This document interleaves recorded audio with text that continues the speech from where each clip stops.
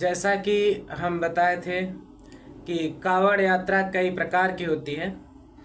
मुख्यतः कुछ लोग दो प्रकार की कावड़ यात्रा जानते हैं, एक सामान्य कावड़ यात्रा, दूसरा डाक बम। वास्तव में ये जो कावड़ यात्रा होती है मुख्यतः चार प्रकार की होती है। हम बताए थे कि कावड़ यात्रा परंपराओं के साथ कुछ चीज़ें परिवर्तित होने, अपने भावनाओं को प्रदर्शित करने के लिए कुछ अलग या कुछ ज़्यादा कह सकते हो कि अपनी इमोशन को दिखाने के लिए कुछ ज़्यादा कष्ट से इस यात्रा को तय करते हैं या ज़्यादा बड़ी यात्रा करते हैं, उसके हिसाब से ये चार प्रकार की बनाई गई। पहला जो है वो सामान्य कावड़ यात्रा है, दूसरा आपका आता है डाक कावड़ यात्रा, तीसरा आपका आता है खड़ी कावड़ यात्रा, चौथा होता है आपका दंड कावड़ यात्रा। ये चार प्रकार के होते हैं। चारों के प्रकार मैं बता देता हूँ। कुछ बेसिक रूल है कावड़ यात्रा के जो मैं बाद में बताऊँगा। और जो सामान्य कावड़ यात्रा है ये सामान्य लोगों के लिए है, जैसे गृहस्थ लोग अगर कावड़ यात्रा करना चाहते हैं या कोई पहली बार कावड़ यात्रा कर रहा है तो उसके लिए ये आसान और सहज कावड़ यात्रा होती है। इसमें होता क्या है, इसमें आप जल भरते हैं, जो भी प्रक्रिया है, प्रक्रिया हम बाद में बताएंगे। प्रक्रिया के अनुसार कहीं नदी से जल ग्रहण करते हैं, इसके बाद जहां अपनी इच्छा अनुसार हम जिस शिव मंदिर में जल अर्पण करना चाहे वहां तक ले जाते हैं। इसके कुछ रूल होते हैं, जैसे कावड़ यात्रा लेके आप चलते रहिए, आप विश्राम कर सकते हो, खान पान ले सकते हो अपने आवश्यकता अनुसार। हाँ, कुछ चीज़ें हैं जो चीज़ आप नहीं खा सकते, राजसी या तामसिक भोजन, उससे दूर रहना है। और आप संध्या शयन भी कर सकते हो। बस ये ध्यान रखना है कि आप अगर शयन करते हो तो ज़मीन पे शयन करेंगे, खाट वगैरह पर नहीं करेंगे। और कांवर को आप ऐसी जगह रखिए को ज़मीन से टच ना हो। तो ये काफ़ी आसान होता है, करना आसान होता है। दूसरा जो आता है डाक बम, इसमें कुछ लोग इंडिविजुअल अकेले करते हैं, लेकिन मेरा जो मानना है इसे समूह में करना चाहिए। डाक बम का उद्देश्य ये होता है कि अगर जब हम जल उठाते हैं, चाहे जितनी लंबी यात्रा अगर उठाए तो हमें 24 घंटे में पहुंचा देना होता है। इसमें आप आराम नहीं कर सकते और आप रुक नहीं सकते।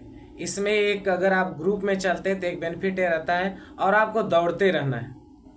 तो आप जब तक दौड़ सकते हैं दौड़ते रहिए, इसके बाद अपने सदस्य को, दूसरे सदस्य को दे दीजिए, वो लेके दौड़ता रहे। फिर आप चलते चलते आराम करिए, फिर लेके दौड़ते रहे। तो इस तरह 4-5 के ग्रुप में लेकर ये आपका डाक बम होता है। इसके बाद आता है खड़ी कावड़ यात्रा। इसमें क्या होता है, ये भी समूह में होता है, 2, 4, 6, 8 के समूह में आप कर सकते हैं। ये लंबी यात्राएं होती हैं और इस डाक बम से भी ज़्यादा कठिन ये यात्रा होती है। इसमें क्या होता है कि एक अगर आपको सदस्य लेके चल रहा है, जहाँ तक दौड़ते हुए इसमें भी ले जाते हैं, दूसरा सदस्य ले जाए इस तरह। अगर आपको आराम करना है, और इसमें एक चीज़ होता है लंबी यात्रा होती है, इसे आप छोटी नहीं कर सकते।